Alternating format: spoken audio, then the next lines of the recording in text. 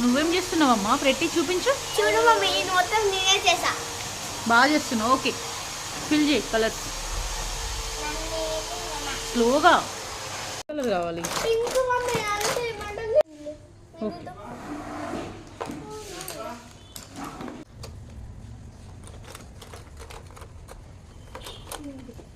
అదే నానా, ఏమైందమ్మా?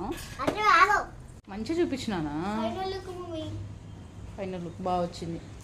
ఓ అన్న, ఇదేంటి శాంటానా?